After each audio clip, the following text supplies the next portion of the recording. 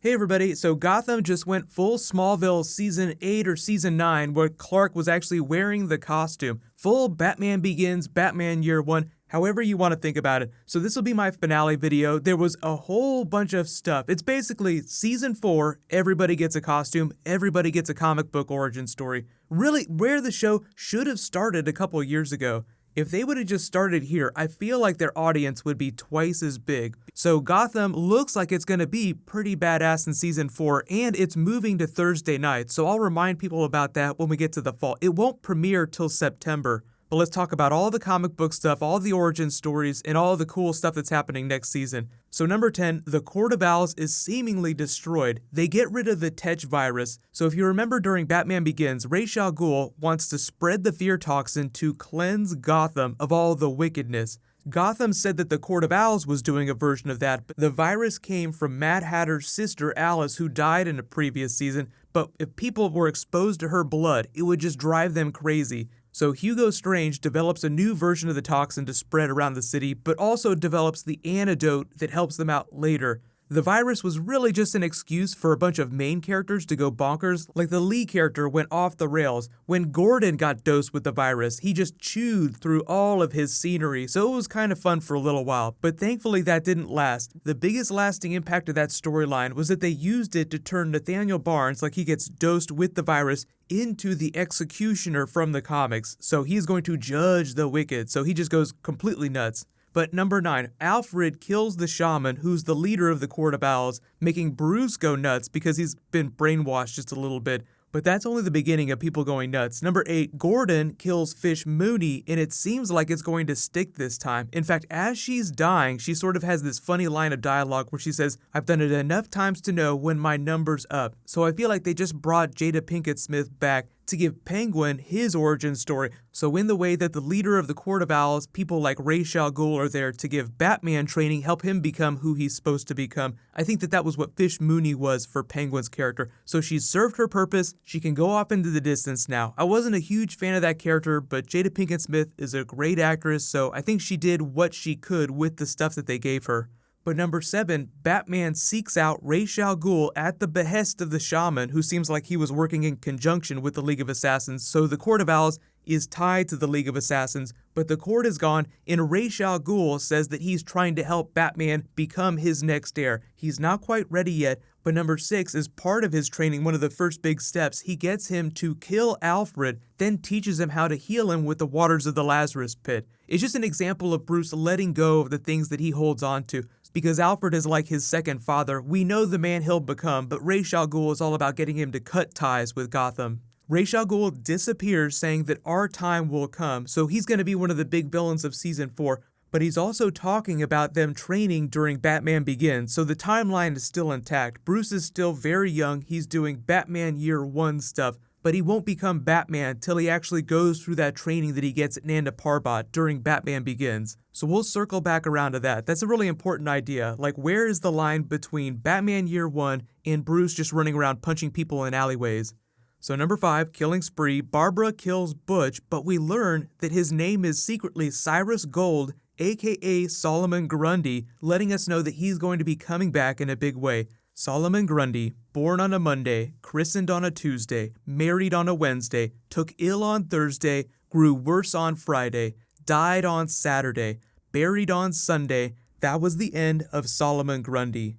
So number 4, the Penguin has Mr. Freeze trap Riddler in a block of ice and uses him Han Solo Carbonite style in Jabba's palace in the newly minted Iceberg Lounge from the comics so that everybody can just enjoy him while they're having fun doing evil things. So right now, Iceberg Lounge Team Penguin is basically all the metahumans that were following Fish Mooney. So you have Mr. Freeze, Poison Ivy, Firefly, any new evil metahumans they bring on in Season 4. Penguin is the de facto ruler of the Gotham underworld right now, so most of the cool new metahumans you see pop up will pass through the Iceberg Lounge.